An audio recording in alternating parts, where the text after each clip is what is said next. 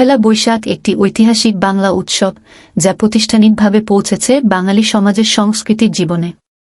এই উৎসবটি বাংলা নববর্ষের উপলক্ষে পালিত হয়, যা আমাদের সংস্কৃতিতে একটি গৌরবময় দিন সৃষ্টি করে। বৈশাখের প্রথম দিন সাধারণত সম্পূর্ণ দেশে উৎসাহে পালিত হয়, যেখানে মানুষ নতুন আশার সাথে নতুন কাজে অংশ নেয়। মেলা, পার্কে সমাবেশ, রঙের প্রদর্শন, সঙ্গীত, নাচ, বাস্তুতাত্ত্বিক উৎসব এবং বিভিন্ন সাংস্কৃতিক গতিবিধি পূর্ণ হতে থাকে এদিনে।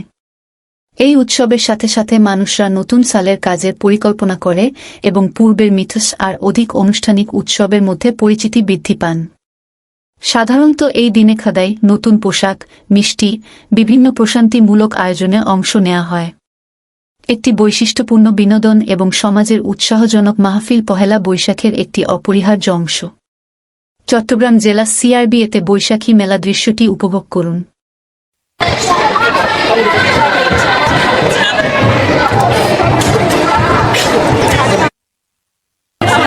সবাই ভালো থাকুক, সবার দিন অনেক শুভ থাক, সবাইকে ঈদ মোবারক। কারণের উচ্ছ্বাসের পক্ষ থেকে সবাইকে জানাচ্ছি আবারও শুভ নববর্ষ।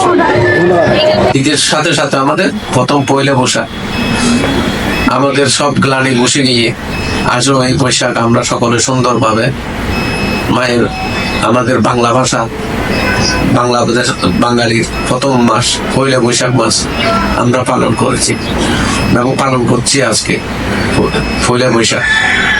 সুখে দুঃখে সকলে, হিন্দু, মুসলমান, বৌদ্ধ, খ্রিস্টান, বাঙালি, আমরা সবাই বাঙালি ভাই।